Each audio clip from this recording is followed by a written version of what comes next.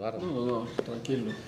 Buenos días, muy buenos días, estimados amigos. Sean bienvenidos nuevamente a su programa Nostalgias, profesor Salvador Ampie Calero in memoria. Muchísimas gracias por estar con nosotros el día de hoy, sábado 27 de marzo del año 2021, y con el programa dándole secuencia a al del sábado anterior sobre la Primera y la Segunda Guerra Mundial. Con amplios conocedores, yo estoy feliz porque estoy el día de hoy con Robertito Abud y con don Eduardo Bolaños Jones, un gran conocedor de temas de esto y de muchos temas históricos, porque con Eduardo tenemos un tema pendiente con Eduardo que son los magnicidios, y que vamos a empezar quizás con el asesinato de John F. Kennedy, ¿verdad? Así que bienvenidos, mis amigos, espero que lo disfruten, mándenos sus mensajes, sus saludos, que los vamos a tomar en cuenta, ¿verdad? Así que buenos días, Roberto, buenos días, Eduardo, bienvenido. Buenos días, Mario, gracias nuevamente al programa Nostalgia, y un gusto estar nuevamente con don Eduardo compartiendo la continuación de lo que dejamos el programa anterior, que fue la Primera Guerra Mundial, y después vamos a ir llegando y atando cabos de lo que nos va a llevar a lo que generó, o la continuación de la Segunda Guerra Mundial, o lo que llevó a la Segunda Guerra Mundial, que fue la continuación o el proceso de esta Primera Guerra Mundial, cómo terminó y qué fue lo que sucedió en el impasse, entre comillas, de tiempos de paz.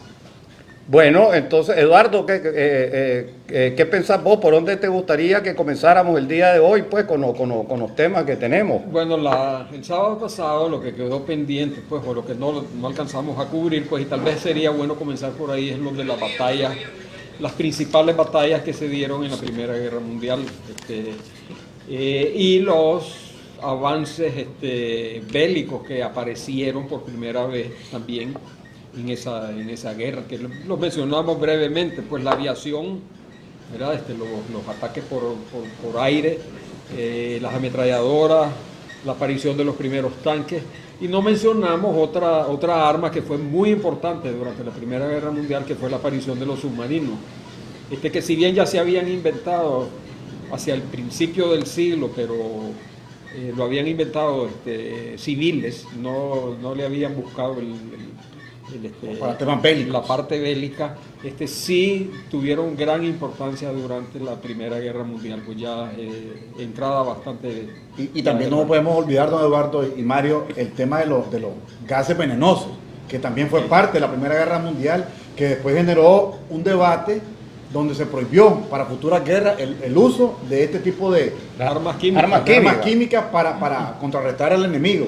Hombre, armas químicas que a final de cuentas todo queda en el papel, porque sí. Ahora ya siendo supuestamente y entre comillas más civilizado y habiéndose entendido más y estando las Naciones Unidas, seguimos usando las armas químicas. Y la biológica y la biológica que aparece ya después de la exactamente, recordemos que mitad del siglo XX. A Saddam Hussein lo acusan de haber usado armas químicas, gases tóxicos, gases venenosos contra los kurdos, me parece, en Irak. En Siria creo que también. Entonces, en Siria también. Entonces es algo que todavía, a pesar que, como dice Mario, en papel todos lo firman, pero a la hora de cumplir, pues bueno, son otras cosas. Y una pequeña pregunta rápida, ¿verdad? Porque no es el tema de hoy, pero ¿crees vos, Eduardo, podríamos catalogar como arma biológica el COVID-19? Para tocarlo después con mayor... Perfectamente. ¿Será? Bueno. Perfectamente. No queda fuera de la posibilidad de que haya sido creado como una...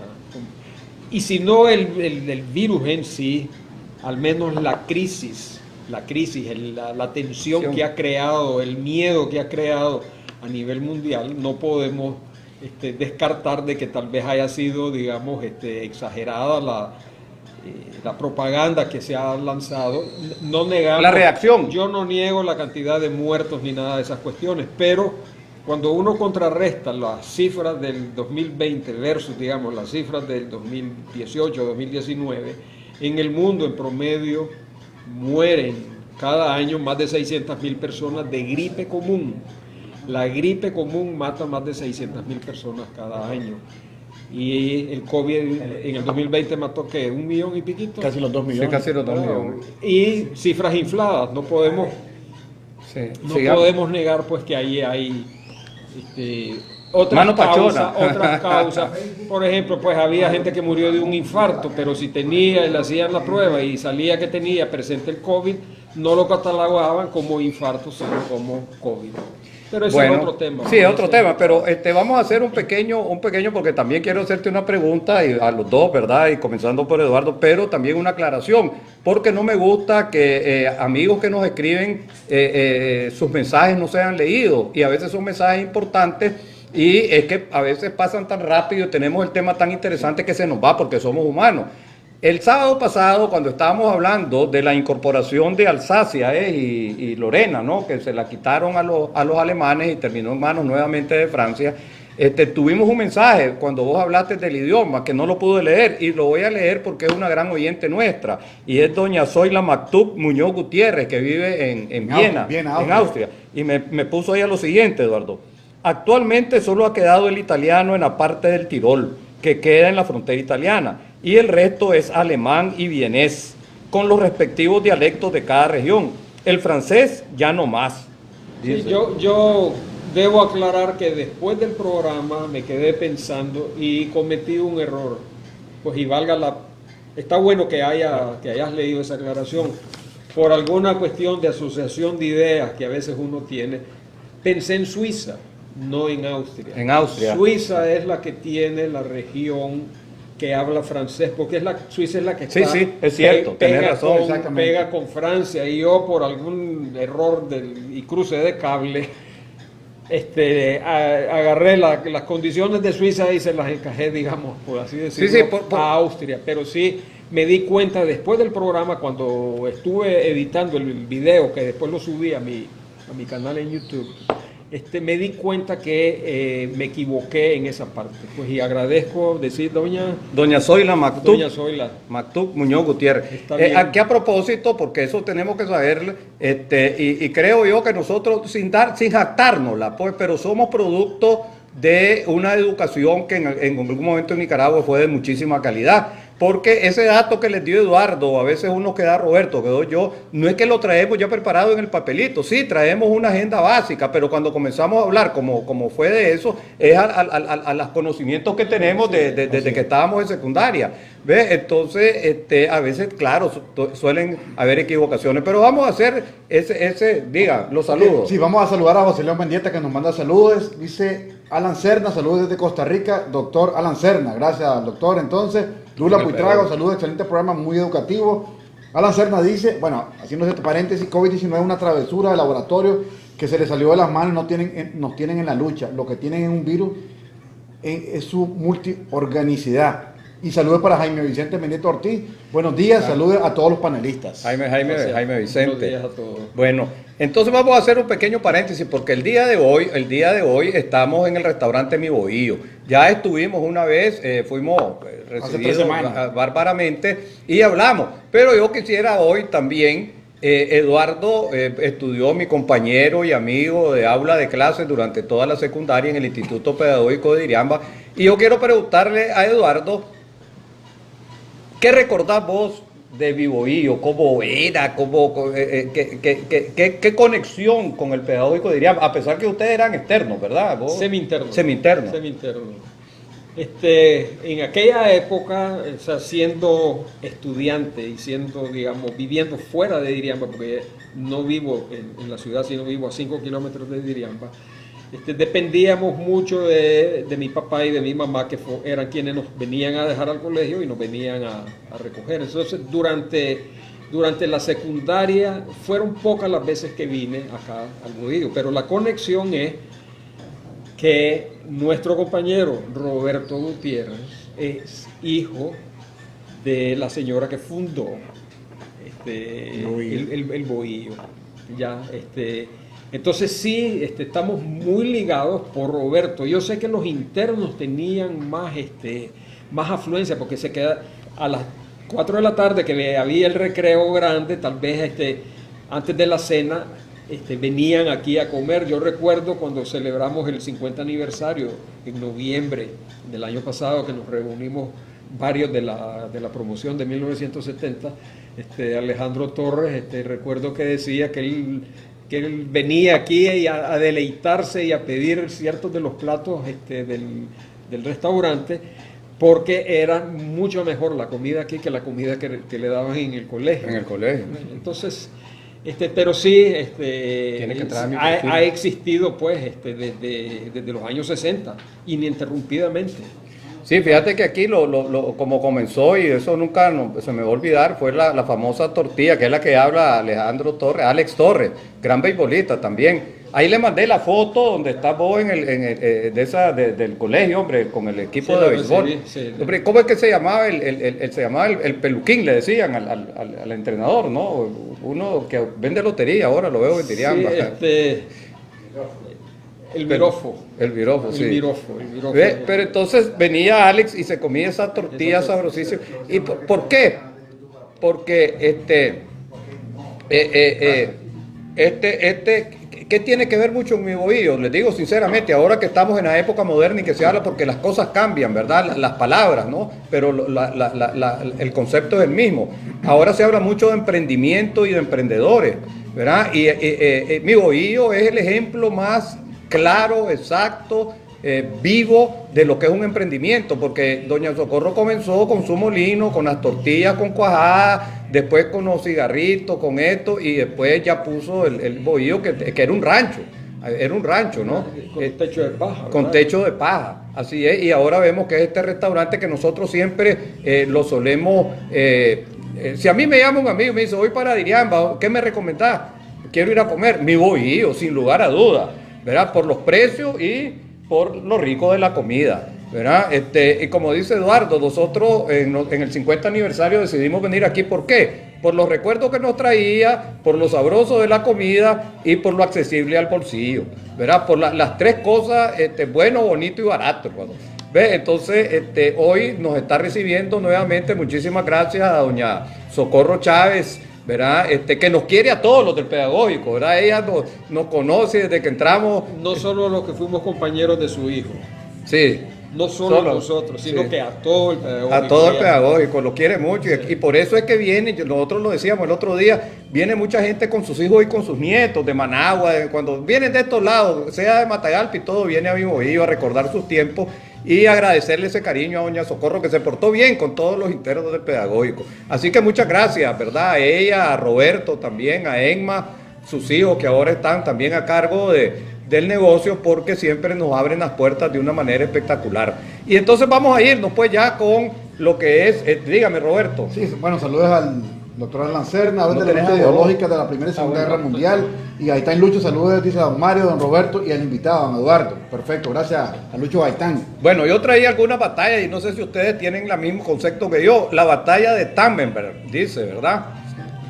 Si podemos hablar de esa batalla, dice que fue entre rusos y alemanes, Eduardo. Y fue en Prusia Central. No sé si traes algún concepto. Ya que mencionaste Prusia, lo que hoy es Polonia fue parte. Cuando yo dije la semana pasada que en los mapas europeos del siglo XIX No existía Polonia, existía Prusia. que era Polonia, que es Polonia, Que es parte, Polonia de hoy. parte de Polonia de hoy es lo que era Prusia en aquel momento, y parte de Alemania también era Prusia. A ver, dale vos. Ya Prusia como territorio, como país ya no existe. No existe más. Ya no existe. No existe más. Sí. Dice que el ejército ruso, comandado por el general Alexander Samonov, ¿verdad? Avanzó lentamente al sureste de la provincia. El objetivo era unir fuerzas con el general von Rennakov, que avanzaba por el oeste. ¿Ve? Esta es una batalla que fue en Prusia Oriental. Ganaron los alemanes 160.000 bajas, 10.000 prisioneros rusos. Y dice que el ejército, bueno, sin embargo, sí, dígame. Bueno, dale. Algo que el trasfondo de todas estas cosas, una cosa es lo que está sucediendo en el campo de batalla y otra cosa es, digamos, lo que sucede allá arriba. El zar de Rusia era nieto de la reina Victoria de Inglaterra, Y el Kaiser, entiendo yo que el Kaiser alemán también era nieto de la reina Victoria. Entonces tenés a dos líderes que están, cada uno de ellos al frente de un país europeo, pero los países están en guerra y la sangre entre ellos es bien cercana. Estamos Así hablando es. de primos segundos. Exacto. No de primos hermanos, primos segundos. Y no pudieron, por esa cercanía de sanguínea que existía entre ellos, fueron incapaces de llegar a un arreglo, llegar a un entendimiento de, qué sé yo, como tal vez si fuera algo familiar y algo más pequeño, sí podría Así arreglarlo. Ya no hablemos pues el rey en ese momento, el rey de Inglaterra también, primo segundo del Kaiser, del Kaiser y del zar ruso. Es que tenían que casarse entre la realeza, ¿no? Gente que tuviera... No tenían que, pero era lo que se acostumbraba. Era buscando el pedigrí. El pedigrí, exacto. Buscando el pedigrí. Y la esposa del zar ruso, de Nicolás Alejandra, la zarina Alejandra, era alemana. Y si no me equivoco, también estaba emparentada con la reina Victoria. O sea, Al final toda la realeza europea era prácticamente Ahí es familia. sí. Era familia.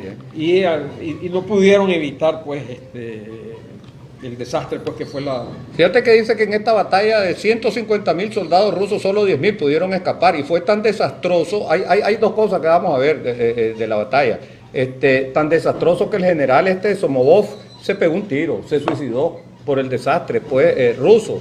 Pero aquí como te dijera yo, la nota curiosa es que ahí los dos generales fueron alemanes los que dirigieron esta batalla, que yo creo que se volvieron héroes, ¿no? Son grandes figuras del pueblo alemán, y es Paul von Hindenburg. El Hindenburg. Hindenburg, Que hasta le pusieron aquel famoso dirigible. el nombre de él. Y el otro es Weinar Erich Ludendorff. A ver, Ludendorff. Creo que los dos son grandes. En ese tiempo el Kaiser alemán era Bismarck. Así es, ¿no? Creo que sí. Sí, o Bismarck es el que unifica Alemania en 1871. Correcto. Bismarck. Ahí me van a perdonar, pero no estoy muy claro en esos aspectos pues previos a o durante la guerra. Una cuestión, de los dos ejércitos, entre el alemán y el ruso, tengo idea que el ejército ruso tenía no tenía armas tan modernas como las que tuvo el los alemanes. El alemán, y eso puede haber sido parte de el desastre que tuvieron los rusos, porque todavía ellos tenían caballería. Sí. Y lanzaban ataques con hombres a caballo. Todavía se ocupaba mucho el tema de movilizar soldados a caballo en esa época. Sí. En la Primera Guerra Mundial el tema industrial o de vehículos era muy poco, era más a pie y a nivel de quinos para movilizarse.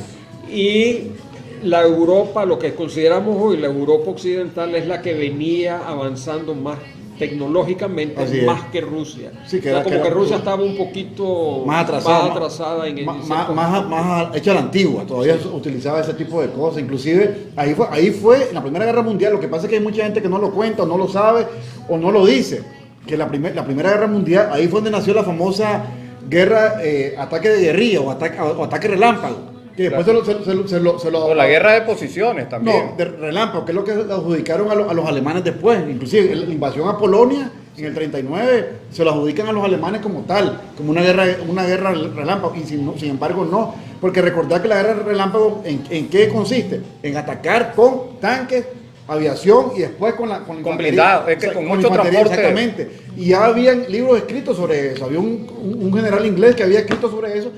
Y también ¿saben quién? Charles de Gaulle, que fue el líder francés de la Segunda Guerra Mundial. Los franceses como se echaron a dormir y no le pararon bola. Y hay un libro de Charles de Gaulle que habla sobre eso. Y sin embargo no le pararon bola. Pero sí le pararon bola ¿a quién? los alemanes, los nazis, eso sí le sacaron provecho a la guerra relámpago. Bueno, continuemos con la primera guerra, perdón. Sí, es que está, o sea, la primera guerra, yo lo dije esa frase el sábado pasado, dice que la la primera guerra mundial se peleó con el espíritu del siglo XVIII, pero con las armas ya modernas del siglo XIX, pero con las armas modernas del siglo XX, ¿verdad? Y esa fue la gran equivocación. Por ejemplo, los rusos en esa batalla lanzan a la caballería y la agarran las ametralladoras, que era una de las armas nuevas, y lo agarran los cañones. Inclusive creo que hasta como 400 cañones le agarraron a los rusos, pero de aquellos cañones todavía a la antigua, ¿no? Sí, a la de una sola bala. Sí, y recargarlo y todo eso. Pero hay viene otra batalla, para no adentrarnos mucho en cada una de ellas, sino mencionarla de manera así, de cultura general, y es la batalla de Marne. Yo no sé si esta batalla de Marne, me parece ahí que hay que hablar en la Primera Guerra Mundial, en la famosa línea francesa, hombre, que se llamaba la línea Maginot, ¿verdad? Maginot, la sí. Maginot, ¿ve? Que también esta línea Maginot, ¿verdad? Fue una gran obra de ingeniería militar de los franceses, pero que después, cuando vamos a ver la Segunda Guerra Mundial, tenemos que ir entrelazando, porque para la Segunda Guerra Mundial siguen confiando en ella los franceses, y se duermen. Y ya para ese momento ya es obsoleta, ¿no? No es que era obsoleta, lo que pasa es que ellos no habían cubierto todo, habían dejado un espacio en Bélgica. En Bélgica, correcto. Entonces ahí es donde está el problema, porque ellos, claro, aquí no podemos meternos porque esta ya es parte de Bélgica, no le podemos pedir permiso a Bélgica y ahí lo vamos a dejar. Y por ahí fue uno de los lugares donde penetraron los alemanes en la Segunda Guerra Mundial. Entraron por Bélgica, le dieron la vuelta al otra muro. cosa que nunca se imaginaron que iban a entrar y descartaron que iban a entrar era por las Ardenas, porque hay tantos árboles, aquí no van a entrar. Y quisieron los alemanes, entraron con todos los tanques por ahí. Eso fue ya así en el año 44. Sí, ya estamos hablando de la Segunda Guerra Mundial. Y al final. No, en el 40, cuando invadieron Francia y se tomaron Francia. Recordemos que Francia estuvo ocupada 4 años por Alemania. Sí, no. Entonces claro, por ahí fue donde entraron, que nunca lo esperaron. Es que los Ardenes también, en el año 44. Fue la última ofensiva de Hitler para tratar de defender. Pero ya en el 40 fue donde entraron por Holanda, entraron por Bélgica y por las Ardenas, pues entraron a Francia. Ya que mencionaste esta batalla, yo pues la tengo. Correcto. La de Marne es en septiembre de 1914, o sea, es arrancando la guerra, es una de las primeras grandes batallas. Pues, y llama la atención los detalles pues, que aquí tengo de esa batalla. 2 millones de hombres, de soldados participaron en esa monumental batalla. la batalla. Sí, increíble, sacar la cuenta de 1 millón. Y los franceses lograron hacer retroceder a los alemanes 80 kilómetros en esa batalla. Lograron aunque al comienzo frenar el avance y eventualmente echarlo para atrás 80 kilómetros. Todavía ahí no es la batalla de las trincheras, todavía no han caído en esa... Todavía en esa época, en esa batalla, se luchaba de la vieja guardia o la vieja costumbre, ir de frente hasta que con batallones y exactamente, que iban batallón con batallón y así fue que iban peleaban. Hasta después fue que empezaron con las trincheras, porque en algún momento, vos lo dijiste la semana anterior, lo veían como algo no digno, algo humillante, era un cobarde si hacían una trinchera para ocultarte, para cubrirte. Pero bueno, pues pongámonos en los zapatos de los soldados. ¿Cuántas veces? La vida es una, la perdiste, también nomás llegaste, te enterraron y ya. Entonces, obviamente yo siento que los soldados como tal no querían morir. Solo para que tengan una idea de cómo se peleaba en el siglo XIX, y voy a poner de ejemplo la Guerra Nacional aquí en Nicaragua. Parte de unos tantos soldados de William Walker y soldados nicaragüenses se enfrentaron entre la Virgen y San Juan del Sur en un lugar que se llama la casa Medio Camino, algo así creo que se llama, que servía como para los viajeros que transitaban de la Virgen a San Juan, por mulas paraban en esa casa a descansar. Ahí descansaban y después terminaban el viaje. Entonces se encuentran soldados de William Walker con soldados de Nicaragua nacionales y empieza una batalla. No se imaginen miles, deben haber sido 100 a un lado y 100 al otro lado, tal vez 100 menos, o 200. tal vez menos, pues es posible que sea menos. Y empieza la batalla, digamos, entre ellos, y cae la tarde, y de pronto oscurece. Y cuando oscurece, se ponen de acuerdo los dos jefes y deciden, se para la guerra, seguimos mañana en la mañana y vámonos a descansar a la casona. Y se fueron a la casona Los dos bandos a dormir y descansaron toda la noche. Nadie se empezó a comentar, estaban dormidos, a querer ir a matar a los otros.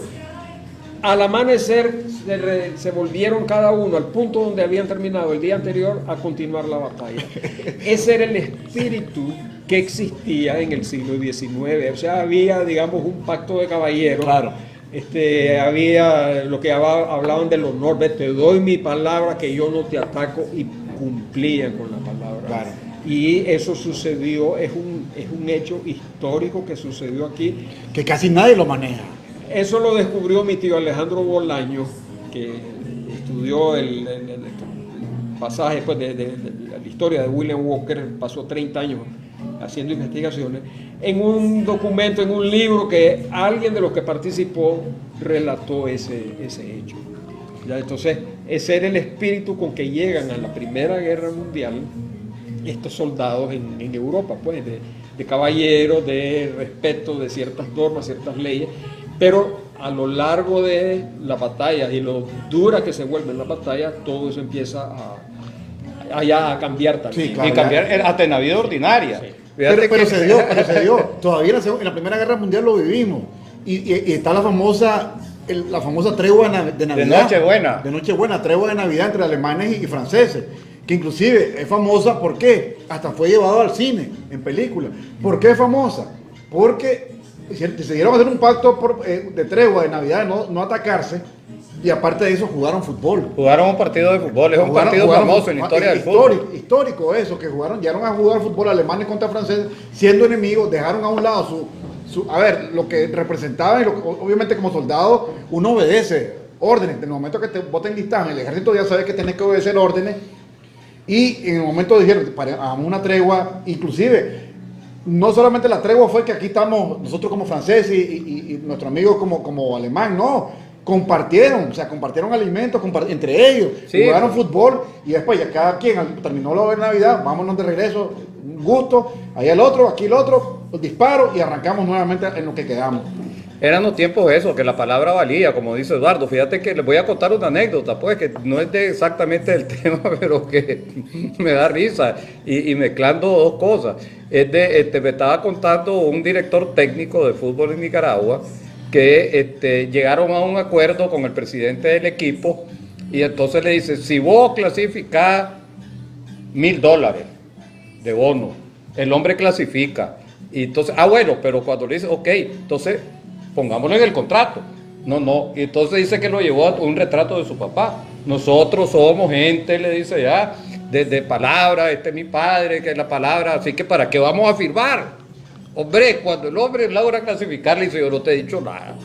¿Verdad? Es que se ha perdido, porque es cierto. Sí, Eduardo, sí. Vos lo viviste, yo lo viví. Yo viví, por ejemplo, con mi abuelo materno, pues que fue con el que más tuve, Roberto, que haber dado su palabra, hermano, aunque a los 2 minutos él se diera cuenta que la había encabado y que el negocio era pésimo para él y que iba a perder, él cumplía su palabra. Ni modo, me embarqué, pero aquí tenés. Es lo que pasaba con las ventas, digamos, cuando teníamos producción de algodón y de café, que la gente vendía hoy a un precio y tal vez al día siguiente el precio había subido. Y eran miles de quintales lo que habían arreglado hoy, digamos, y al día siguiente, que el precio hubiera significado, qué sé yo, cientos de miles de dólares de ganancia, respetaban que el día anterior, y no habían firmado nada, o sea, solo habían acordado con el comprador, te voy a dar tantos miles de quintales a tal precio, y al día siguiente no se echaban para atrás y decían, no, ya no, ahora si lo querés es al precio de hoy. No se daban esas situaciones. Entonces de ahí parte lo que fue la Primera Guerra Mundial. El tema, dejaron de usar ese tipo de estrategia para empezar a hacer a crear las famosas trincheras. Sí, porque comenzaron, como decimos, para ejemplificarlo más, podríamos ejemplificarlo como cuando vemos en la película esa, la batalla, por ejemplo, de Waterloo, de Napoleón. El batallón bien formado y con aquel muchacho con el tambor, ¿verdad? Marchando y marchando impasibles, y caía al lado el compañero, y aquellos seguían marchando hasta que llegaban, porque sí, eran batallas. Siempre yo me pregunto, imagínate cómo pudo haber sido, ¿verdad? La batalla de San Jacinto, volviendo al tema nacional, ¿verdad? Que vos podés matar a otro de una pedrada, tenés que haber estado cerquita, sí. ¿verdad? No, mentira tampoco Ya que... casi cuerpo a cuerpo. Casi cuerpo a cuerpo, es la única manera que con una pedrada o sea, que sea certero en primer lugar y que tenga la suficiente potencia como para matarlo, pues. Entonces era como... Brazo de lanzador. Sí, y como dice Eduardo, vos ves la batalla de San Jacinto, que tiene un mérito enorme en la historia nicaragüense, pero debe haber sido 300 contra 200. Sí, no eran, creo que los nicaragüenses eran alrededor de 200. Alrededor de 200. Y los Y que que en un momento la historia eran... había dejado por fuera a los flecheros de Matagalpa. Y esa es otra La historia no lo contaba. evidencia que te dice que cuán cerca era, porque también una flecha que, a propósito, les voy a contar, tuve esa dicha. ¿Fuiste flechero? No. Sí lo creo, si me decís que fuiste flechero, yo sí lo creo. Y después les voy a contar el por qué sí lo creo. Y después les voy a contar el por qué. En Matagalpa, Monseñor Julián Barney, creo que era Monseñor Julián Barney, hay un lugar que se llama el Seminario, que es de la Iglesia Católica, ¿no? Una casa como la Casa Cural, más o menos así. Entonces, ahí él debe estar, todavía él tenía, porque ya en paz descanse, tenía un museo. Y ese museo no estaba abierto al público, era privado, ¿no? Pero yo una vez logro, porque estuve trabajando con una agencia alemana, haciendo un centro de documentación del norte. Entonces él nos permitió a dos muchachas alemanas, recuerdo yo, y a mí, entrar.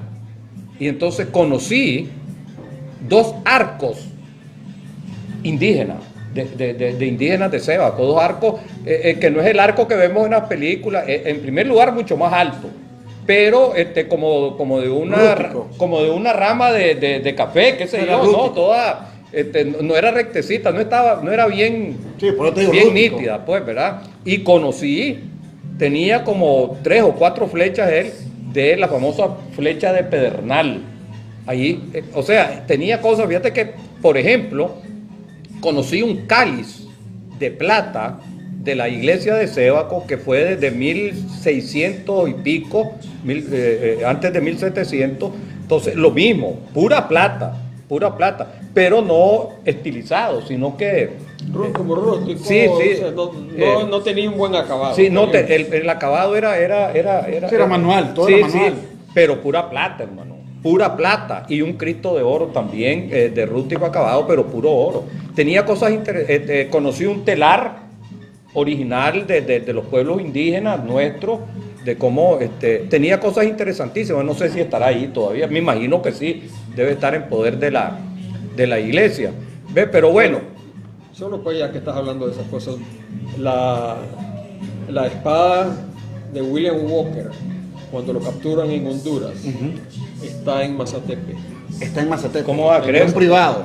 Con un privado. Esa espada le quedó a los hondureños. Los hondureños son los que porque fue lo que lo fusilaron. Lo fusilaron y le quedó a los hondureños en 1860. La historia que yo conozco es que en 1931 más o menos, siendo presidente José María Moncada de Mazatepe, bueno, trasladó el primer terremoto que hubo en Managua. Tuvo, y trasladó la capital hacia no Mazatepe. sé si es que fue de visita a Honduras o el presidente hondureño vino de visita a Nicaragua. Los detalles no los conozco, pero el presidente de Honduras le obsequia a José María Moncada esa espada, y José María Moncada se la trajo y la tenía en su casa en Mazatepe. Y el nieto José María Moncada, que estudió aquí en el colegio, nosotros, él es el que nos dejó saber y nos hizo dar que tenían la espada, que tenían la espada, pues el poder de la familia de ellos. Ahora, no es la única espada que usó William Walker, porque descendientes de la hermana de William Walker hoy en día tienen otra espada que perteneció a William Walker. Entonces hay, digamos, aquí en Nicaragua peleó y andaba una espada y esa es la que tiene la familia Moncada. No, la la familia familia de Walker. la hermana de William Walker, la descendencia pues de la hermana de William Walker, y la de la muerte que trajo otra espada, porque la que andaba aquí en Nicaragua la dejó en Estados Unidos y vino con otra. Pero No, continuemos a lo- es que oíme, son a lo cosas que- interesantes. Te voy a terminar para que también quede en la historia, Sí, porque pero esto regresemos al tema, porque hay cosas que nadie lo sabe.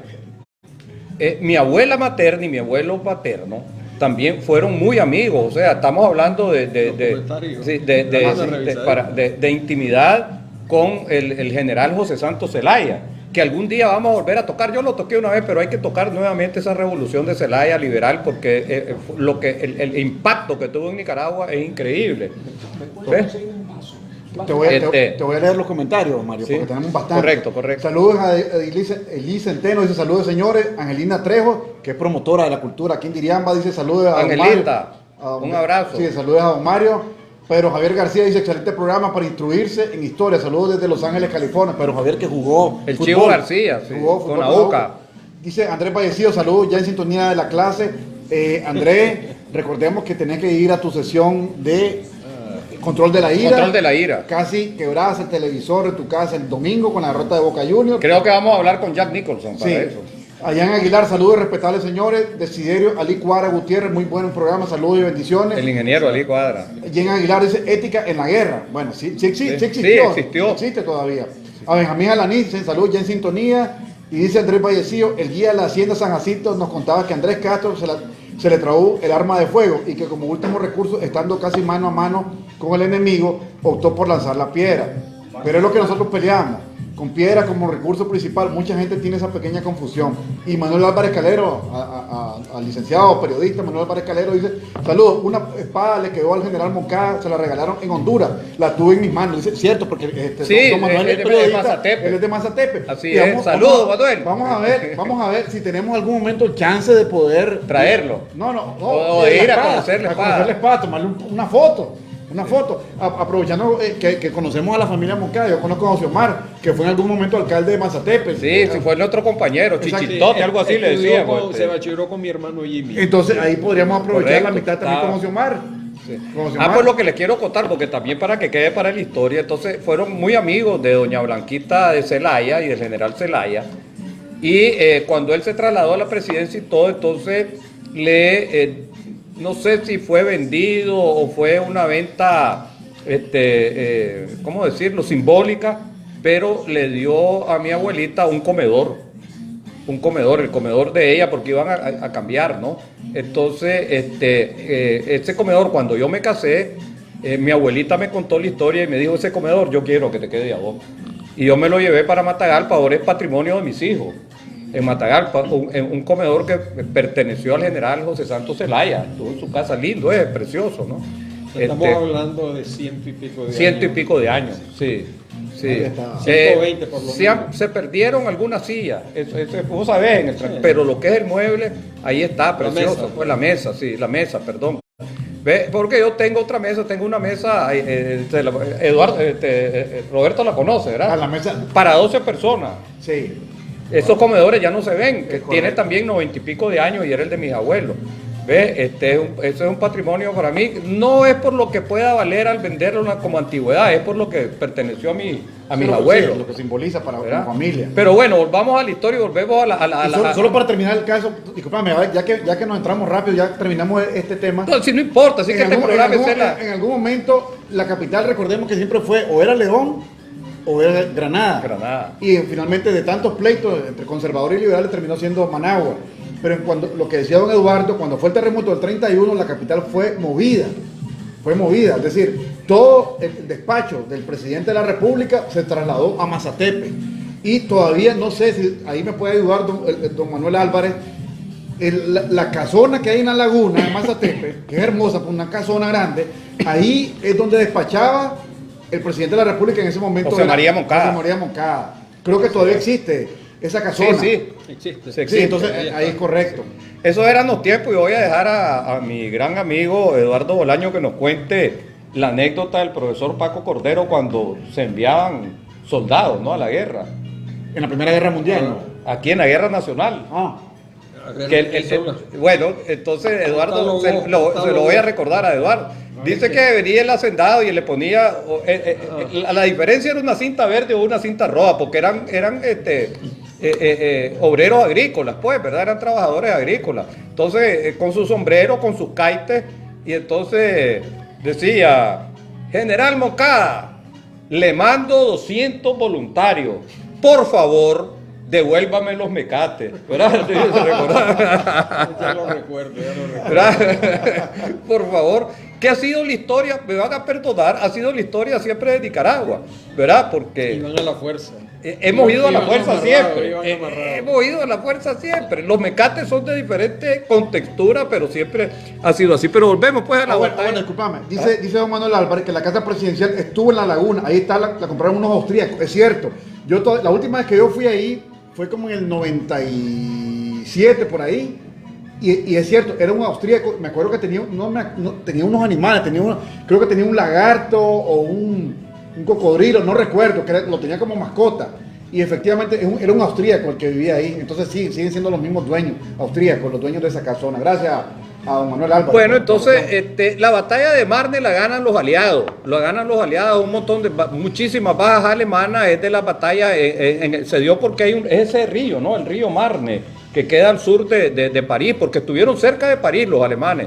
A 80 kilómetros. A 80 kilómetros. Como Siempre de Managua a León. los franceses han sido salados, ¿verdad? Pero entonces esa es una de las batallas solo para darla como referencia. Y después hay otra batalla que a mí me llama mucho la atención, porque es una batalla contra el ejército del Imperio Otomano. La de Galópolis. Y allí la de Galópolis, porque allí tiene relevancia, ¿no? El que fuera primer ministro, Winston Churchill, porque era el contraalmirante. Era el contraalmirante y el que fue que dio la orden peleando. A ver, mandó tropas inglesas, neozelandesas y australianas, que eran parte también de los aliados de esa época, a pelear con esta gente del Imperio Otomano.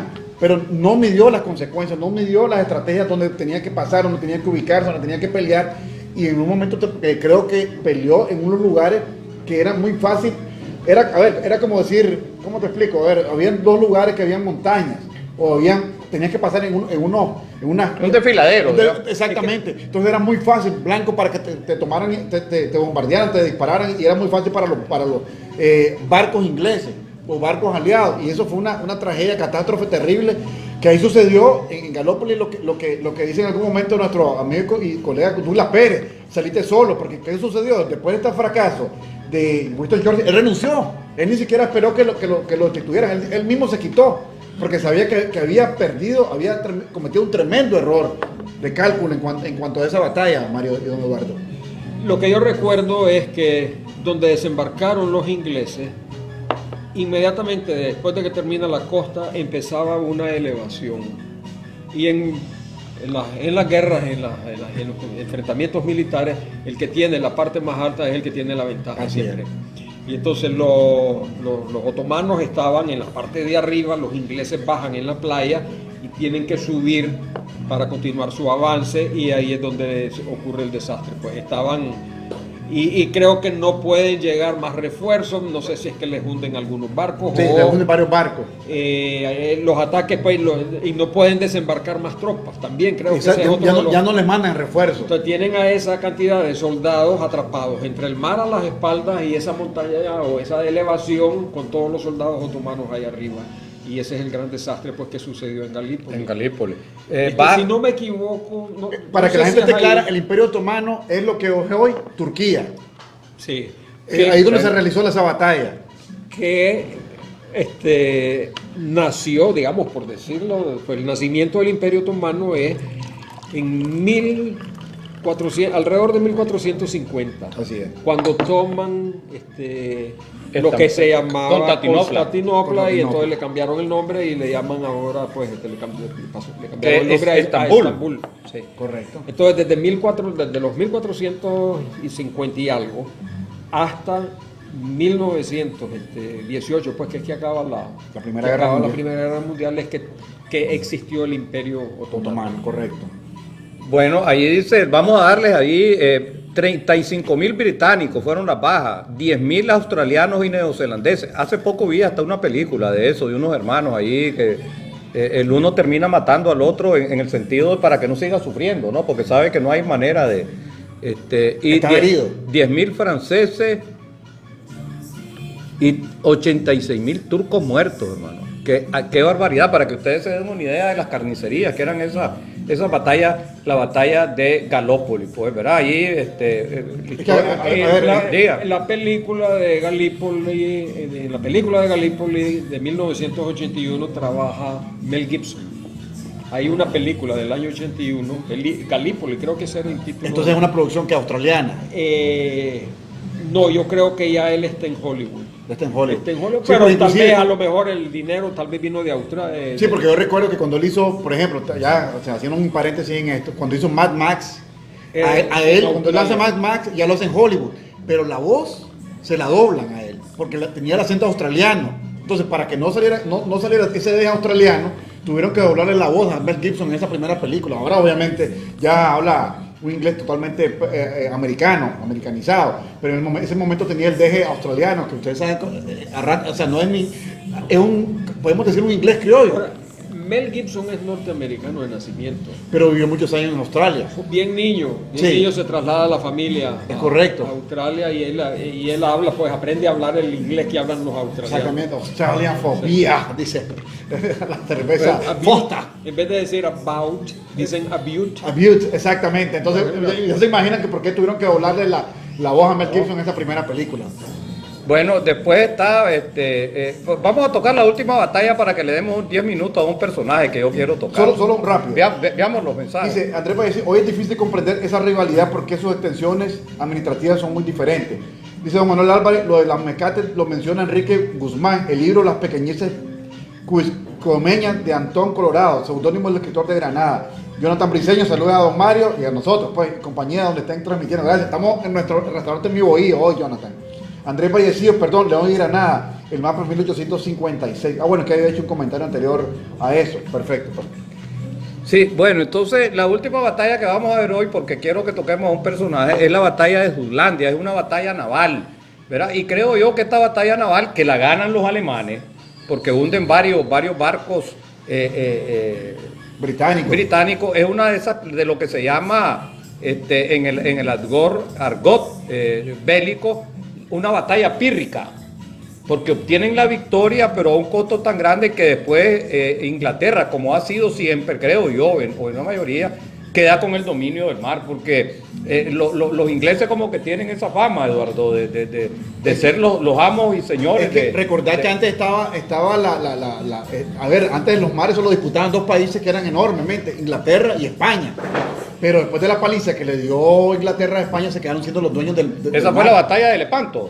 No, Trafalgar. Trafalgar. Creo que es la de Trafalgar. Es esa. correcto, entonces de ahí fue que tomó como tal O sea, ya nunca volvieron a pelear los ingleses y los españoles en batallas navales, pero posterior, creo, a esa batalla, puedo estar equivocado, o está la de Lepanto, que es básicamente La Armada Invencible era. la Armada Española, ayudada por pocos barcos de otros países europeos, que se enfrentan a una invasión turca, digamos, otomana, que venía, ya esto es en los 1500 y pico, que venía a invadir Europa, pues no sé si iban a bajar en Italia, si iban hacia Francia, hacia España, y que se da el 7 de octubre de 1500, ya el año no lo tengo presente, y que es la famosa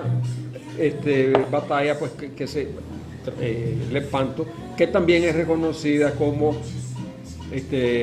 María de la Victoria, porque el Papa llamó a toda Europa a que rezaran el rosario para que le concedieran el triunfo a las tropas cristianas. Y estando en desventaja, siendo menos barcos, lograron la victoria. Tuvieron la victoria y dicen pues los creyentes que fue gracias a esa petición a nivel de todo el continente, los católicos, porque ya existía el protestantismo en ese entonces, Sí. que se logra esa victoria pues en Lepanto. En Lepanto, y que queda también además con el agregado de que allí pelea como soldado Miguel de Cervantes y Saavedra, y pierde el brazo y queda... Le dañan le dan un brazo, le dañan un brazo, no lo pierde, no lo daña. pierde el uso del brazo. Y entonces ya queda él con el mote de el Manco de Lepanto. Manco de Lepanto, sí. El Manco de Lepanto, el más grande escritor de la lengua española. Estuvo pues, prisionero varios, no sé si un Todo- año, 2 sí. años. Miguel de Cervantes Saavedra, Fue escritor de prisionero, la obra sí. Don Quijote de la Mancha. El autor, sí. Eh, O sea que- que eso es en los 1580, acercándose a los 1590, esa batalla. Esa batalla. Y ahí después con los ingleses es que pierde España ya la gran armada invencible ya Que creo que es también cercana, me tengo idea que es antes la de Trafalgar, porque estaba la reina Victoria, reina Isabel la primera, creo que es Isabel la que está de reina, hija de Enrique VIII, con Ana Bolena,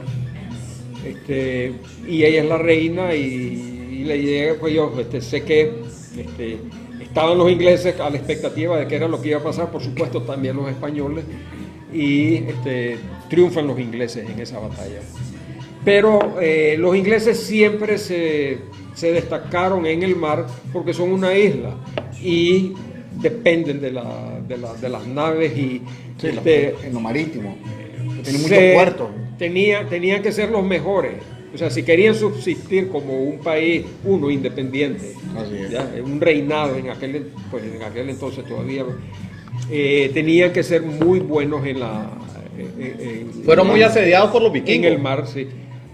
También Holanda tuvo un gran auge marítimo, los También. holandeses, pero más enfocados al comercio, no tanto en cuestiones bélicas, Sí. los holandeses. Que ahora hay que hacer aquí también, no sé si estoy equivocado, pero aquí también, compañeros, para corregirme, de que uno de los grandes héroes, ¿verdad? Militares en el aspecto naval de Inglaterra, que es el almirante Nelson, peleó en Nicaragua.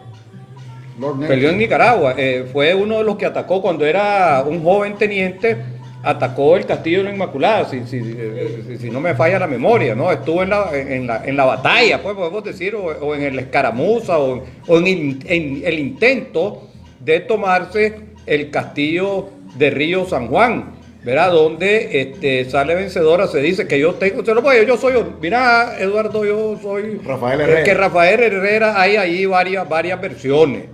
Porque siempre a mí se me hace difícil pensar que en una fortaleza donde además de, digamos, el comandante hay capitanes, tenientes, hayan dicho, sí, usted es la que manda, pues, y entonces hay versiones que dicen que lo que sucedió es que ella después quedó desprotegida monetariamente, ¿verdad? Entonces que alguien le dijo, mira, vamos a decir que vos tuviste para que te den una pensión, pues, para justificar una pensión. Ella era familiar de alguno de los que estaba allí.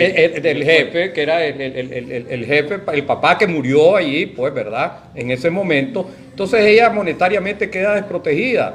Entonces alguien dice, vamos a decirle que vos tuviste esta actuación así, así, así, para que te pase una pensión el gobierno. Existe y hay que tomarla en cuenta, pues, porque a veces las cosas así son, porque siempre a mí me ha llamado la atención, yo digo, pero ¿será que un capitán le digo, bueno, pues, Sí, que la historia está para eso, o sea, la historia está para investigarla. tome usted el mando, pues, yo me Y retiro, pues. esa revisión que estás correcto, contando también se aplica a las grandes batallas de Es la Primera correcto, y la es Segunda correcto. Guerra Mundial. Hay muchas cosas que se han cambiado, hay muchas cosas que se han reescrito porque realmente no fueron como No fueron nos como enseñaron nos en los narraron. libros o nos enseñaron en las clases.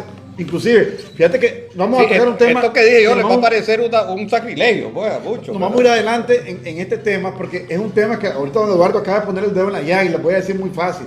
Es cierto que muchas veces los documentales que vemos como en History Channel son muy, la idea es mantener a la gente en sigilo, ¿verdad? Con la idea puesta, pero recordemos, por ejemplo, hace unos años que fueron 3 temporadas, el caso que tomaron de persiguiendo a Hitler.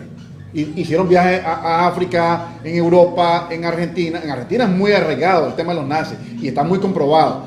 Pero al final del último capítulo, yo lo recuerdo, se va Bauer, apellido Bauer, trabajó muchos años en la CIA, con toda la documentación y se va al FBI y les enseña toda la evidencia de todo lo que recolectaron y todo. Y al final, porque ahí es donde te pueden decir sí o no. Y al final, después de revisar, hacer toda la revisión, el que lo atendió a él de la parte del FBI le dice, tenés un caso, y tenemos un caso, y vamos a empezar la investigación. Porque ahí es donde yo siempre he dicho que para mí, yo coincido, Hitler no murió en el búnker, nunca murió en el búnker. Eso, inclusive cuando se hizo el ADN del cráneo que tenía Rusia, de Hitler, se dieron cuenta que era de una mujer. Sí. Entonces, No era de un hombre. exactamente, Hitler no murió en el búnker. A ver, ustedes googlean la información de Adolfo Hitler y dicen, murió el 30 de abril del año 45, se pegó un tiro. No, Hitler ya había huido hace rato del búnker, ya había huido de Alemania y terminó en Sudamérica. Porque inclusive, y les voy a pasar ese video porque yo lo descargué, el video de los nazis en Argentina, donde hablan gente que dice, yo vi a Hitler. O sea, inclusive la casa donde él estaba, en Bariloche, es muy idéntica a la casa que él tenía en Alemania. Entonces, inclusive la gente cuando compró la casa, los dueños actuales decían, nosotros no sabíamos que había vivido Hitler. Y hay mucha evidencia que él vivió ahí. Lo que hay que agregar también es que es en una zona bastante poco poblada de Argentina, Es correcto. bien al sur. Exactamente, al sur en es una Argentina. zona turística, Bariloche. En aquel momento era bastante parecido, es una región muy parecida a la Alemania que va hacia los Alpes suizos. Que es donde tenía, por ejemplo, Está hablando de los Andes. Ajá, entonces aquí en Argentina es en los Andes y desde antes de la guerra ya había presencia alemana Exacto. en esa zona y ahí es donde dicen que llegó pues a vivir. Y había, es importante, Porque es importante. tenía un contubernio, perdón Mario, de Juan Perón, porque Perón era pro-nazi. Y él no era el presidente de Argentina en ese momento, era el general de Fuerzas Armadas, pero tenía un grupo pro-nazi dentro de las Fuerzas Armadas que protegió a esta gente, hasta la caída de él.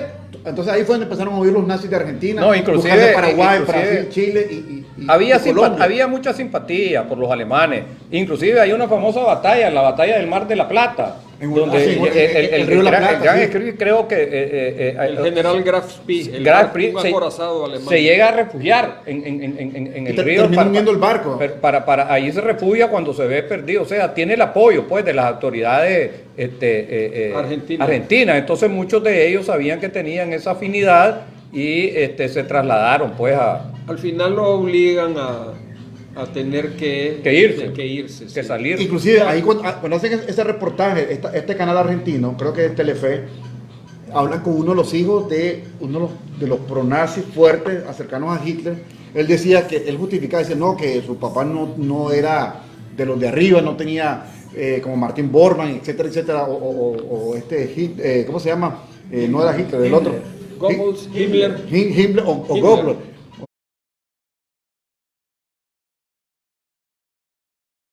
Han ido en un momentito, medio minuto. Estamos Sí. de nuevo. Entonces él decía que no, ¿cómo decía? Él decía que esa gente era muy fanática, él quería justificar, entonces decía, no, que mi papá no era así, que mi papá no era así, y que también quería justificar, bueno, cuando le preguntaron sobre el holocausto, que es un tema tan delicado, entonces él decía que se portó muy ambiguo con la respuesta que dio.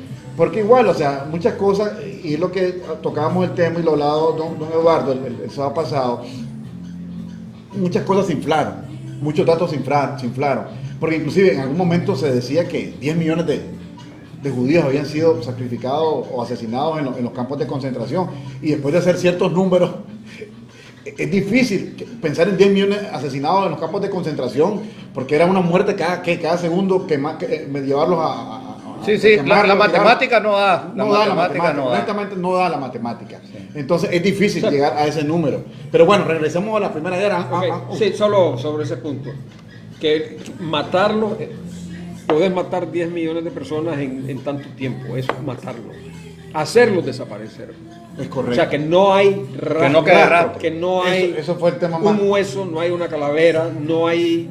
En Europa no hay una tumba clandestina que haya sido descubierta y que digan aquí hay 5.000, 10.000 restos de judíos asesinados por los alemanes. No hay una sola tumba clandestina. La única tumba clandestina que se desenterró en la Segunda Guerra Mundial durante la guerra fue la del bosque de Catín, que medio lo platicamos la semana pasada, Bojío, que desenterraron, y hay una película, y se desenterraron y sacaron ahí los cadáveres de, no sé, más de 5.000 militares, oficiales militares polacos asesinados por los rusos. Y los primeros en desenterrar pues de darse cuenta que existía esa tumba, porque la gente fue la que les dijo, ve, ahí en ese bosque los rusos enterraron a un montón de gente. Fueron los alemanes, cuando los alemanes entran a Rusia. Y después, cuando los alemanes van de vuelta, cuando los rusos vienen avanzando, los vuelven a desenterrar. Ya casi al final de la guerra, los vuelven a desenterrar, y los rusos dicen, no, fueron los alemanes los que nos mataron, no fuimos nosotros. Pero, digamos, es la única tumba así de... comprobada, pero en el resto de Europa, así de miles, o sea, si murieron 6 millones de personas, debe haber una enorme cantidad de tumbas donde estuvieran metidos miles y miles y miles de cuerpos, tal como se ha visto en Camboya, sí, del asesinato del Khmer Rouge, que han desenterrado Pol Pot, ni quiera Dios, hermano. Y son tumbas clandestinas de 10.000, 12.000. Miles y miles de calaveras. Camboya ha hecho un museo donde están todas esas calaveras. Así es. Están en ese museo. Pues en Europa no existe eso. Lo que existe es nada más, inclusive, testimonio. La placa. Testimonio. La placa de pero nos estamos adelantando. Sí. Mira, es que por eso yo quería tocar el tema de este personaje, que lo vamos a ver rápidamente ahorita porque ya no nos va a dar tiempo, que es Ernest Hemingway, ¿verdad? Que estuvo en la primera. Pero ¿qué quiero tocar hoy de Hemingway? Nada más. Él escribió 2 libros, ¿no? Uno de la Primera Guerra Mundial y el otro que es cuando está él fue de voluntario a la Guerra Española, ¿no? A la Guerra Civil Española. Correcto. Pero hoy quiero, por lo que acabas de hablar vos y por lo que dice Eduardo, que es cierto que la historia la escriben los vencedores. Pero entonces, cuando está en la Guerra Civil Española, Ernest Hemingway escribe un libro que se llama ¿Por quién doblan las campanas? Entre las cosas interesantísimas que tiene este libro, de que es un internacionalista, como dicen los izquierdistas, ¿no? Un internacionalista que llega a apoyar Él apoya a la República. A la República. No a la corona. No a la corona, llega a la República. Entonces, la historia se basa en de que él, como es experto en demolición, lo manda un general ruso, que había rusos, ¿no? Lo manda a volar un puente, pues, porque va a ser vital volarlo para una batalla. Pero cuando está él ahí con unos guerrilleros españoles, ¿verdad? Preparando la volada del puente, porque tiene que ser tal día, tal hora, bueno, pues. Entonces, ¿qué es lo interesante? Por eso yo les digo, léanlo. Él le cuentan, ¿no? La historia, le van contando su participación o sus experiencias en la guerra. Entonces, uno de los que está allí le cuenta lo que sucedió en su pueblo, ¿verdad? Cuando ellos logran liberar el pueblo de los falangistas, ¿no? De los franquistas, ¿verdad? Entonces, y entonces vos te das cuenta qué horrible, cómo agarran al alcalde, cómo agarran al jefe de la policía, a los que eran afines, ¿no? Y cómo los humillan, cómo los hacen pasar y cómo a uno los despeñan, o sea, el horror de la guerra, ¿no? El horror de la guerra y lo descarnado y la hazaña con que matan a toda esa gente. Pero también después, un sobreviviente le cuenta lo que hicieron las falanges cuando recuperan el pueblo. ¿Ya? Y entonces agarran a los que participaron, ¿verdad? Y también le hacen lo mismo. Entonces, la guerra así es. La guerra es tan cruel que yo no creo, y siempre lo he pensado, sobre todo porque al hecho de haber vivido de alguna manera como testigo, por ejemplo, la guerra de nosotros, en los 70 y en los 80, entonces vos te das cuenta y vos llegás a la conclusión, ¿verdad? Hombre, los gringos tuvieron que hacer horrores también, porque es que la guerra te obliga, o sea, te vuelve animal. Vos decís, o es él o soy yo. Yo te digo una cosa, y voy a dar un mini testimonio. Yo no fui ni por cerca alguien medio valiente, ¿verdad? Pero estuve ahí. estuve ahí. Y entonces vos decís, agarrás a un prisionero y de repente vos comenzás a decir, estamos cansados, nos podemos dormir, y si este hombre nos puede fregar, mejor matémoslo. No, así de cruel es la guerra, ¿verdad? Pero no solo lo pensamos en un bando, lo piensa el otro bando también, ¿verdad? ¿Por qué? Porque lo que está en peligro es tu vida, es la sobrevivencia, y entonces te vuelve un animal, Entonces, también aquí, por ejemplo, hasta 1900, por ejemplo, 88, ¿verdad? La contra eran mercenarios. Cuando se da ya la cuestión de Zapuá, llegás a la conclusión de que eran nicaragüenses peleando contra nicaragüenses que tenían también su razón de ser y tenían sus justificaciones, como la tenés vos al otro lado. Entonces, qué barbaridad. Al final, ¿qué decís? Hombre, nos estamos matando entre nicaragüenses porque así es, Eduardo. Sí. La peor de las guerras es la guerra entre hermanos. Entre hermanos. Ya Así. ves, por ejemplo, los alemanes y los franceses que pelearon hace ya casi 80 años, pues 75 años por lo menos, han vivido en paz, no se odian, los mismos los ingleses y los alemanes, los japoneses y los norteamericanos, son etc. socios ahora. Pero ponete en esta tierra nuestra ese pleito entre hermanos, o sea, no nos perdonamos unos a otros, no perdonamos que vos sos de un bando y que yo sea del otro, vos no me perdonás a mí, yo no te perdono a vos. A cómo los alemanes y los franceses se perdonaron y se reúnen veteranos de algunas de las batallas de la Segunda Guerra Mundial que todavía viven, alemanes y franceses se reúnen, celebran y son sobrevivientes. Hace 70 y pico de años se estaban matando entre ellos y ahora se reúnen, se toman sus cervezas, se celebran, se abrazan y dicen, hombre, que... Después que hace como 65 años sí. estaban en eso, un bando Ahora, al otro. El peligro también, no peligro, pues, pero digamos, la cuestión en el caso de la guerra civil es que de generación a generación se va pasando ese odio o esa desconfianza, y es una desconfianza extrema que llega en algunos momentos a ser odio, porque el padre se lo dice al hijo, el hijo se lo dice al nieto, y de pronto te volás generaciones que seguimos en la misma, pareciéramos que fuimos nosotros los que estaban peleando hace 80 años. Así es. Me decía Roberto que él hace poco fue a enterrar a un compañero de él, el MAPE que acaba de morir, de la que peleó en la Segunda Guerra Mundial, fue... Yo lo fui a enterrar. Vos me dijiste que estuviste en el servicio. No. A ver. Se está desquitando. Sí, no. El último soldado de la Primera Guerra Mundial falleció en el año 2009. En el 2009. El último soldado de la Primera Guerra Mundial. ¿Pero de qué bando? ¿De qué bando? ¿De toda la guerra o de algún país? De toda la guerra. Era inglés. Okay. Y se llamaba Henry John Harry Patch. Nació el 17 de junio del año 1898 y murió el 25 de julio del 2009. Fue conocido, dice, como el último luchador Tommy. Y fue un hombre supercentenario. Y dice que fue el último sobreviviente de la Primera Guerra Mundial. Lo que no saben los conocedores, aquí donde venimos a redescubrir la historia, es que hubo otro, inclusive lo terminó enterrando, que tengo aquí a la par, que él peleó con él y lo terminó enterrando y está vivo todavía. Bueno, ahí está. Pero bien, terminamos con esto de Hemingway, pues, porque como les digo, ese libro, ahí es donde son cosas que uno vas aprendiendo en la vida, que es lo que llegas a esa conclusión, Eduardo, de que tan cruel puede ser un bando como puede ser, y yo estoy de acuerdo con vos, que si en realidad escribiéramos bien y escucháramos versiones alemanas, muchos gringos, muchos norteamericanos, ingleses hicieron horrores también en la guerra y cometieron atrocidades. En las películas que son tomadas de la vida real y testimonios reales. Fíjate que, por ejemplo, invito a la gente que vea, hay una serie, Band of Brothers, que es muy clara. Es muy clara y es muy cruda.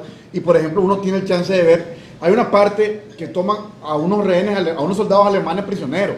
Son como 10, 12 soldados y se va un soldado americano con ellos, los va acompañando y de pronto los ametralló a los 12 y todos se quedaron asustados porque, a ver, ¿por qué los mató? Si no llevan arma ninguno. Y el tipo dijo, es que uno quiso quitarme el arma y nadie le creyó. Nadie le creyó porque eran soldados que iban muy cansados, muy estresados y no querían pelear, ya se habían entregado. Y a 12 soldados de la manera más vil, más cobarde, los terminó barriendo, los terminó asesinando. Yo solo presento aquí, pues traje, pensando que tal vez íbamos a medio tocar un poquito el tema, este libro, escrito por Thomas Goodrich, se llama Hellstorm, que se puede traducir como Tormenta del Infierno. Tormenta del Infierno. La muerte de la Alemania nazi, 1944-1947, este libro. Este otro se llama Después del Reich, que era del Tercer Reich de Adolfo Hitler. La historia brutal de la ocupación aliada a Alemania. Historia brutal. Así, con esas palabras.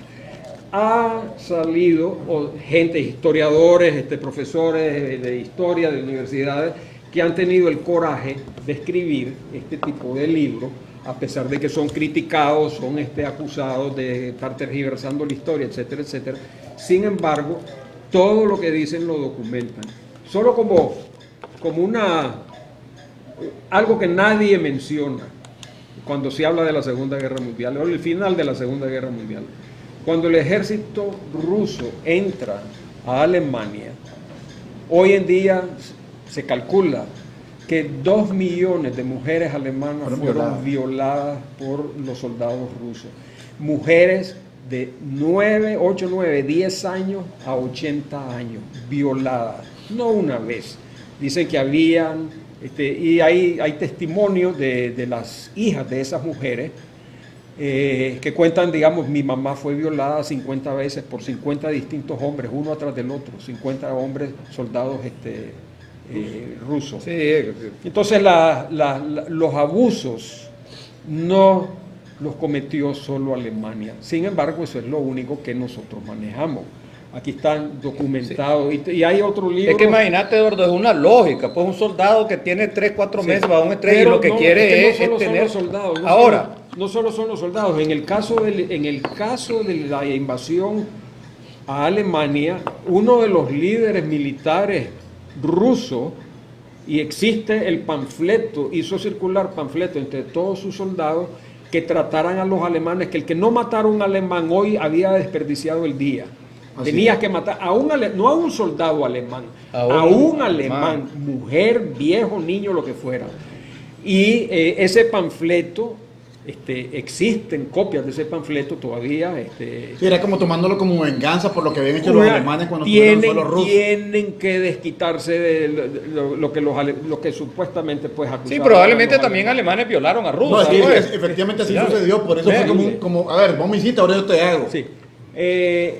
Y lo que sucedió al final de la Segunda Guerra Mundial con el general Eisenhower, que hay un libro escrito en 1989, ese libro, y no se publica, no se da a conocer. Yo nunca supe de ese libro hasta hace poco, en el cual un canadiense, un escritor, un historiador canadiense, dice que en el primer año después de la guerra, de mayo de 1945 a mayo de 1946, bajo los prisioneros que estaban bajo el general Eisenhower, murieron más de 1 millón de soldados alemanes, prisioneros de guerra, más de 1 millón, porque no les dio protección, no les dio alimentación, hizo enormes cercas, metió ahí miles de soldados alemanes y no dejaba que les hicieran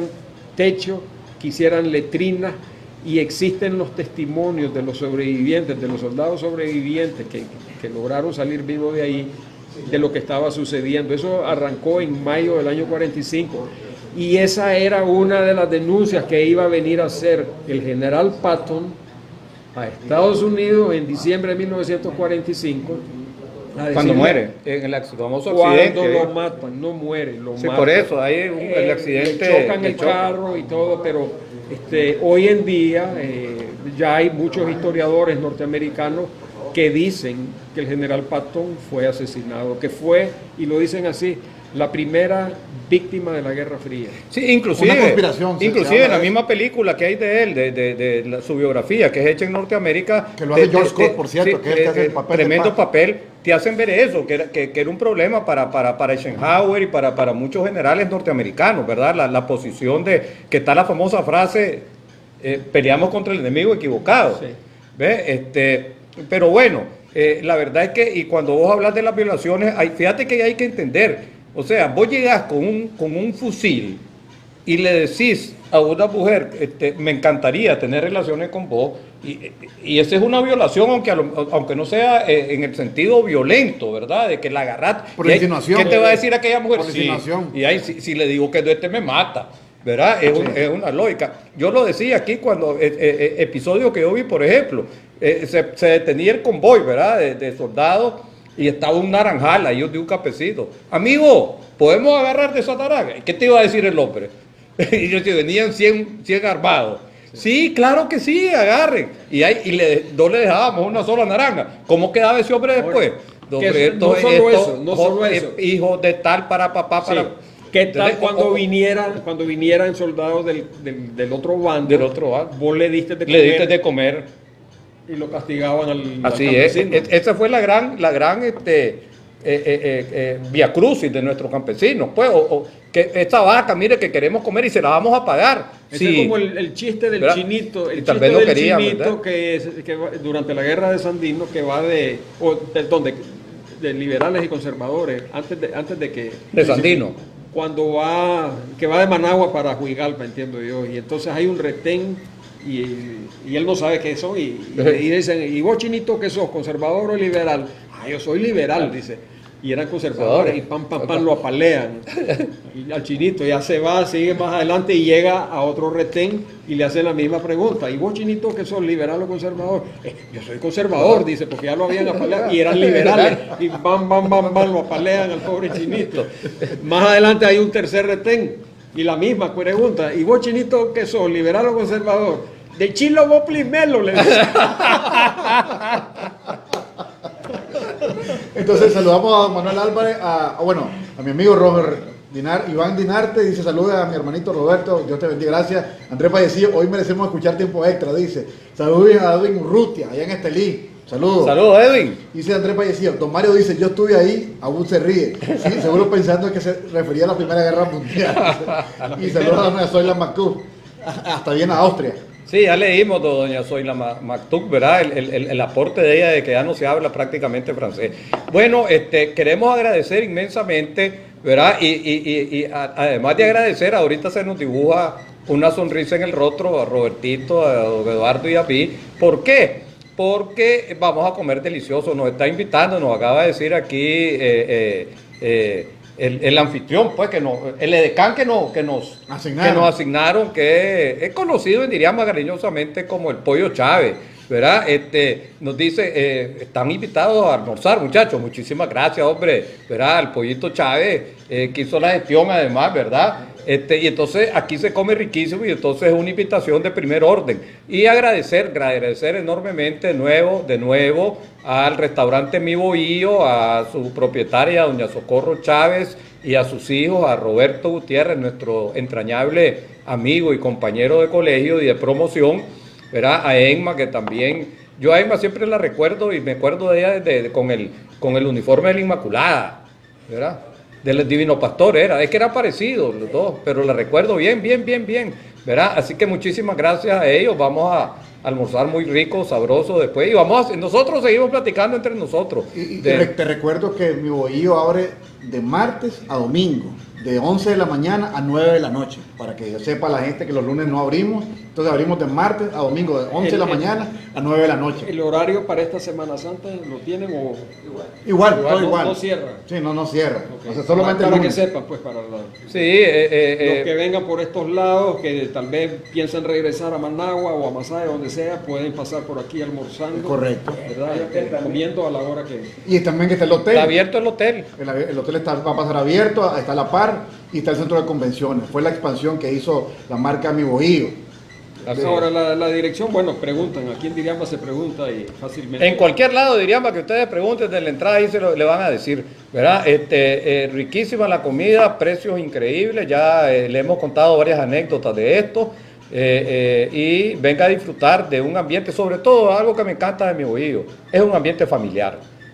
Aquí no va a venir alguien que venga fuera de tono, que venga traíado y que venga y quiera irrespetarte, porque inmediatamente aquí la gente que tiene encargada a Doña Socorro lo pone patitas en la calle. Entonces es un ambiente familiar, un ambiente íntimo, el que se vive aquí en Restaurante Mi Bohío. Así que, amigos, muchísimas gracias a ustedes también por haber estado con nosotros y los esperamos el próximo fin de semana. ¿Vamos a tener el programa el sábado? Sí, vamos de viaje. Yo sí. Sí, no hay inconveniente. Vamos de viaje.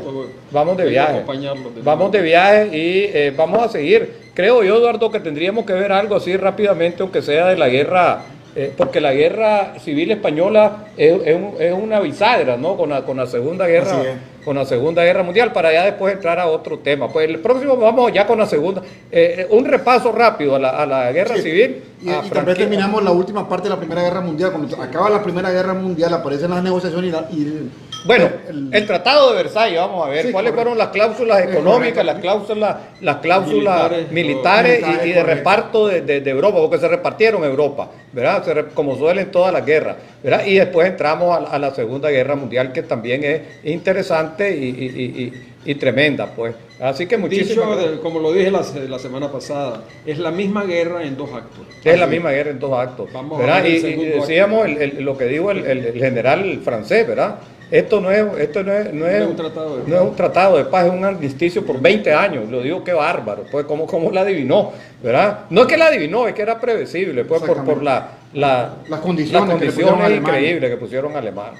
Bueno, así que muchísimas gracias y como siempre agradeciendo además de mi bohío a Roberto Wood, agradeciendo a Eduardo Bolaños, ¿verdad? Su presencia porque enriquecen el programa, espero que les hayan gustado, ya saben, compártanlo. Y además Eduardo Bolaños lo pone en su canal YouTube. ¿Es una dirección especial o cómo es la cuestión? Porque yo soy analfabeto tecnológico.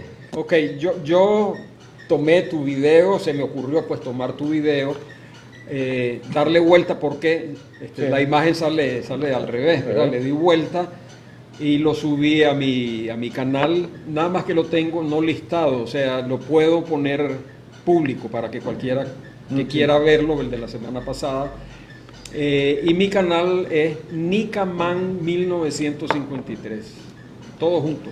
Nicaman 1953, ese es mi canal. Y tan pronto hoy regrese a mi casa, pues voy a poner el video ese de la semana pasada, lo voy a poner público para que cualquiera lo pueda ver. Bueno, pues muchísimas gracias. Páseme. Yo lo voy a pagar. Ok, dele viaje. Un programa, loco.